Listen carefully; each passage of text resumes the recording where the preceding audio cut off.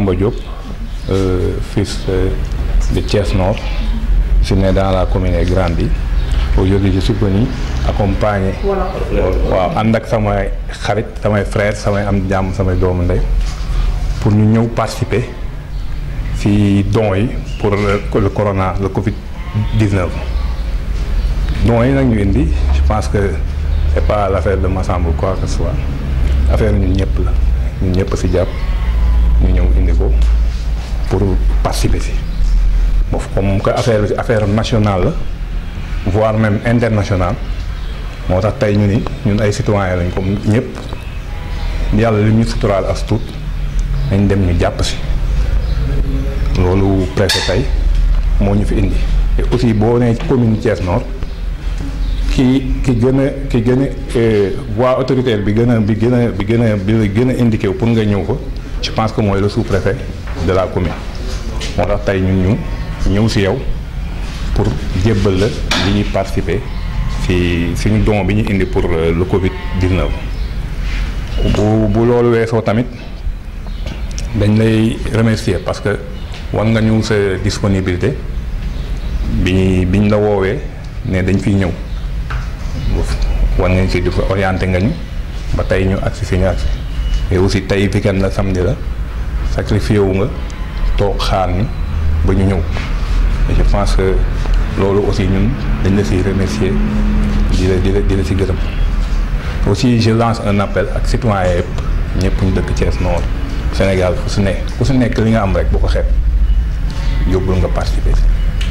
parce que dañ naan fagaru moo gën faju participer dina am ñoo xam ne seeni moyen matewul état bi mënul def lépp su nekk bu participer rek je pense que ni dinañ gagné maladie bi te tamit li may waxaat rek mooy maladie bi toog sa kër mu dul kii bu am yitt farata trop nga toog wàññi contact gi ak nit ñi kenn wala see am kersa parce que nit ñi wax nañ ñu li koy joxe te affaire li koy joxe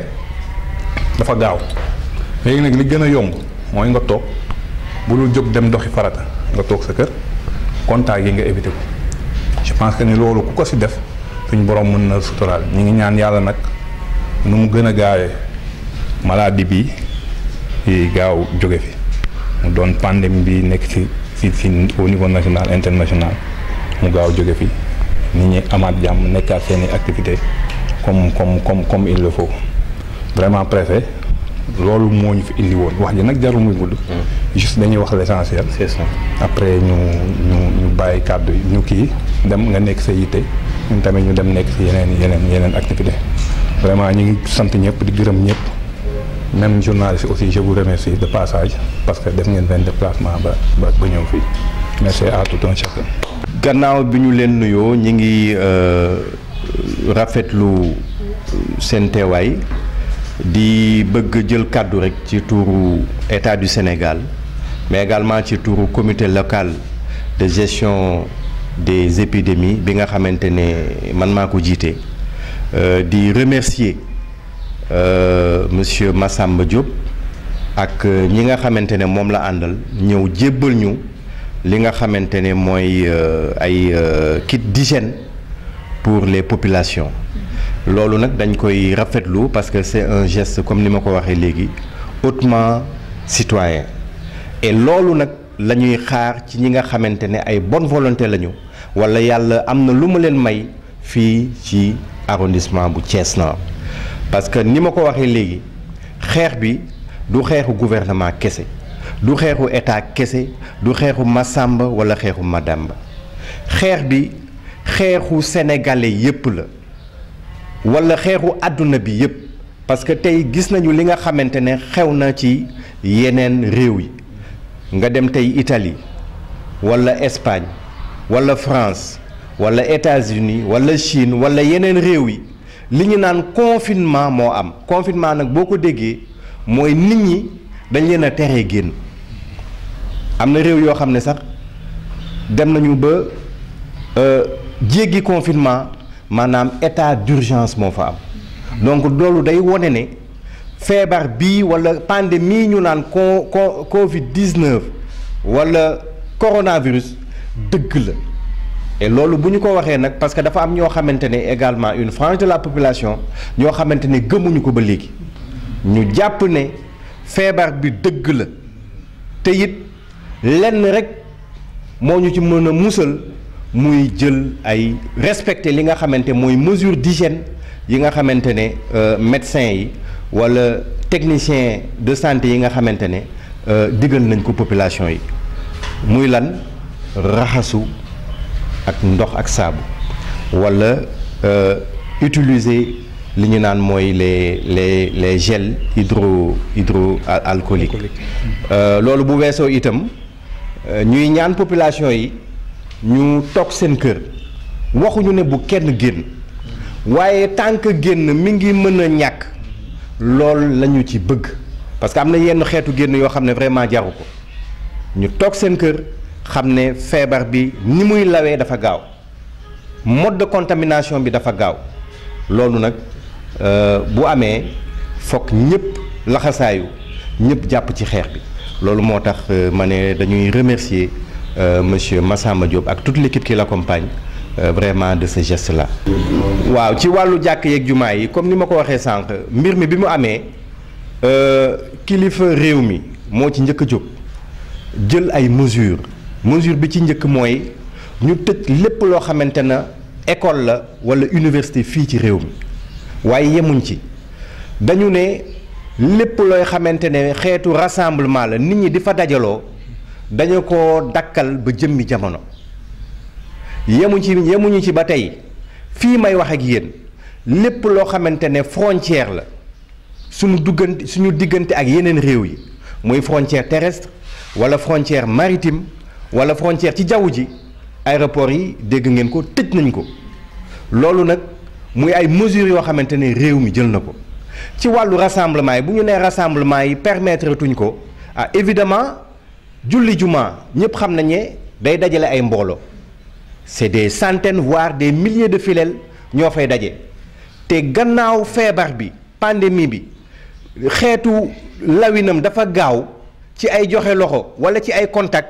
ñu njort ne loolu bés bu amee loolu donc feebar bi day gën a gaaw a law ci la ñu jëlee mesure arrêté lépp luy xeetu rassemblement bu ñu nee julli jumaa nag xeetu rassemblement la donc looloo waral tey jii lépp luy julli jumaa ñu dakkal ko ba jëmmi jamono. marché yi pour le moment amagul mesure d'interdiction waaye comme ni ma ko waxee mesure bu ñu koy jël c'est selon walla en fonction de la situation du moment waaye il n'est pas exclu que fan yii ñëw ñu évidemment ñu interdire n'est-ce pas ñu tëj marché yi parce que ci yenn gox yi commencé na c'est selon évidemment feebar bi ni muy progresser parce que tey ñi ngi wax 47 cas au Sénégal mais bu ñu demee ba nga xamante ne mbir mi nga bëgg a jéggi dayoo nag il va falloir que évidemment ñu tëj marché yi parce que marché yi également rassemblement la xeetu rassemblement la nit ñi dañ fay daje xëy na li tax tëjaguñu ko c'est parce que bon am na sunuy réew nu mu bindoo noo xamante ne tey jii nit ñi faaw ñuy génn di dem marché di uti lu ñu lekk waaye bu ñu demee ba fenn fi nag wax fa dëgg yàlla il faut que nit ñi ñu confiner leen ñu toog seen i kër. lii nii nag ñan ñoo gën a yeyoo ci jamono yi soo tembe pour ñu. lii incha allah comme ni ma ko waxee ci turu comité local de gestion des épidémies bi ñu jiite ñu ngi koy rafetlu et bu soobee yàlla danañ ko jox ñi nga xamante ne ñoo ko yelloo muy poste de santé yi ne ci gox bi ci arrondissement bi fukki poste de santé ak benn wala ñaar muy également. ñi nga xamante ne dañoo néew doole parce que ñi ngi ci zone boo xamante ne wax fa dëgg yàlla am na ñoo xam ne seen loxo jotul seen digg ginnaaw ba ñu mën a jël yenn yi en charge donc ñooñu ñoo ko yelloo danañu xool ni mu mënee nekk bu ko defee ñu jox leen ko incha allah. waaw di leen sant di leen gërëm aussi di rafetlu aussi liggéey bi nga xamante ne presse bi aussi ñu ngi koy def parce que tey ñun mënuñu réussir cette lutte là également te presse aussi dugal la ci loxoom. yaakaar naa ne sax ñoom ñoo ci war a njëkk a taxaw parce que ay relais la lii ñuy def nii mën na nekk xeetu sensibilisation parce que nit ñi bu ñu ko gisee ñi nga xamante ne gëmuñu woon feebar bi ne am na dana am lu mu def ci ñoom donc ci loolu nag également ñu ngi leen di sant également la presse et di leen remercier di leen ñaax également ngeen ñu jàppale également ci xeex boobu. Commune de la commune Thiès Nord, c'est des jeunes très engagés. C'est un don commun, pour dire, c'est un don commun.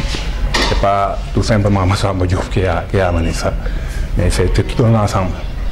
C'est tout un ensemble. Et eux tous, depuis 2 ou 3 jours, ils travaillent sur ça. C'est pour cela qu'on a fait ce geste. On voulait faire plus, mais à l'impossible, nul n'est tenu. Merci, monsieur le préfet, aussi, de nous avoir accueillis. Vous avez montré votre entière disponibilité par rapport à ça. Depuis qu'on vous a appelé, vous ne cessez de nous orienter. Et aujourd'hui, c'est un samedi. Vous vous êtes sacrifié aussi pour nous accueillir. Vraiment, on est très contents. Et on lance un appel à tout un chacun, à tous les citoyens de la commune, de venir en aide par rapport à ceux qui n'ont pas assez de moyens. Aussi, je vais terminer pour dire aux gens de se confiner eux-mêmes et la réduction des contacts. Je pense que le message de prévention, le mieux indiqué, c'est de se confiner et d'éviter de réduire les contacts. Ça, si on essaye de faire ça, je pense qu'on peut gagner cette maladie-là. Merci beaucoup. Je remercie très sincèrement, au nom de l'État du Sénégal, Monsieur Massamba Diop et toute l'équipe qui l'accompagne de ce geste extrêmement important, de ce geste hautement citoyen. Et c'est ça qu'on attend d'ailleurs, c'est ça qu'on attend, n'est-ce pas, de la part de toute la population. Je voudrais donc vous remercier très sincèrement et vous dire qu'en fait, à travers ce geste, lancer un appel plutôt, à travers ce geste, lancer un appel à tous les autres partenaires de la commune, de l'arrondissement, notamment les collectivités territoriales, à toutes les bonnes volontés. Cette lutte contre le Covid-19, ou si vous voulez le coronavirus, doit être une lutte multisectorielle et qui nécessite énormément de moyens humains, de moyens matériels, mais également, vous l'avez dit, c'est à la limite un problème de comportement également qu'il faudra revoir. Après vous avoir bien entendu remercié, je voudrais dire également, lancer un appel, dire que cette maladie est une réalité. Comme disait l'autre, l'heure est grave. L'heure est suffisamment grave pour que nous nous mobilisions autour de la lutte contre cette pandémie. Et ce message s'adresse à ceux-là qui sont encore sceptiques, qui n'y croient pas. C'est une réalité. Depuis que cette pandémie est intervenue au Sénégal, l'État du Sénégal, en l'occurrence, le chef de l'État au premier plan, a pris un certain nombre de dispositions, un certain nombre de décisions, parmi lesquelles la fermeture de toutes les écoles et universités de ce pays, mais également par l'interdiction de tout ce qui est rassemblement et réunions et attroupements et autres. Il y a également aujourd'hui la fermeture de toutes nos frontières aériennes, terrestres et maritimes. Si nous voyons aujourd'hui ce qui se passe à travers le monde, c'est le confinement total dans tous les pays. En Italie, en Espagne, en France, aux États-Unis, en Chine, partout dans le monde, c'est le confinement. Je voudrais demander à nos concitoyens de respecter les mesures prises par l'État du Sénégal,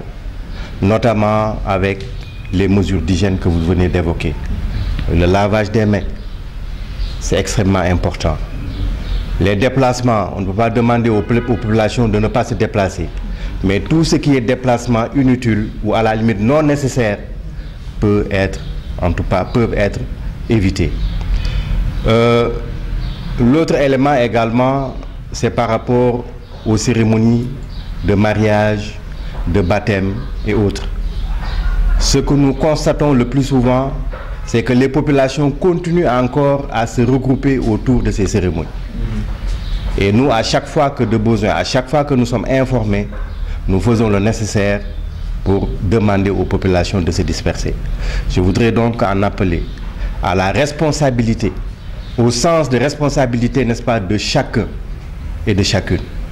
pour dire tout simplement que c'est véritablement une réalité aujourd'hui au niveau de ce pays, au niveau du monde entier. Oui, évidemment, nous sommes aujourd'hui le week-end. J'avais demandé à M. Massamba Diop de le faire un jour ouvrable pour permettre peut-être au comité local, parce que nous avons un comité local de gestion des épidémies que nous avons mis en place, d'être là. Mais malheureusement, cette cérémonie se tient un week-end. Mais vous pouvez être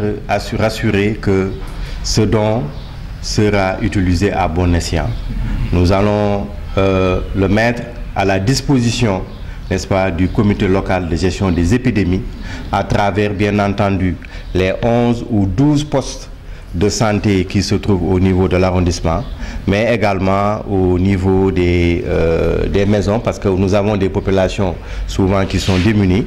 et voir un peu comment leur distribuer, en tout cas, ce matériel. Je voudrais, en tout cas, très sincèrement, vous remercier encore une fois de plus de cet élan de solidarité, n'est-ce pas, à l'effort, n'est-ce pas, de guerre. Et bon, aucun imam n'a été arrêté, ça je peux le dire aujourd'hui. Ce qu'il y a lieu de préciser, c'est que, comme je l'ai dit tantôt, le ministre de l'Intérieur a pris un arrêté pour, excusez-moi de la répétition, pour interdire tout ce qui est rassemblement. Par conséquent, les prières de vendredi rentrent dans ce cadre-là. Et ici, au niveau local, évidemment, nous avions pris toutes les dispositions la veille et le jour même pour sensibiliser. Nous sommes entrés en contact avec tous les imams, tous les délégués de quartier pour les sensibiliser, pour les informer de cette mesure. Hier, ce qui s'est passé, c'est peut-être au niveau d'une des mosquées, une seule mosquée. Il y a eu un malentendu entre l'imam et peut-être, voilà. Mais je voudrais dire, rassurer les gens que tout est rentré dans l'ordre. Aujourd'hui, cette mesure est étendue à toutes les mosquées, pas seulement de Dakar, mais du Sénégal. Pour les marchés? Pour les marchés également, pour le moment, il n'y a pas une décision de fermeture qui est intervenue. Mais évidemment, si la situation l'impose, évidemment, nous nous acheminons vers ça. Parce que les mesures également se prennent de manière progressive. C'est selon la situation. Mais ce qui est plus important, c'est le confinement. C'est que les gens, nous demandons aux gens de rester chez eux tant que c'est possible et d'éviter le maximum possible les déplacements à la limite qui ne sont pas nécessaires et ne pas évidemment se serrer la main, etc. C'est à cela évidemment que nous invitons, n'est-ce pas, les populations.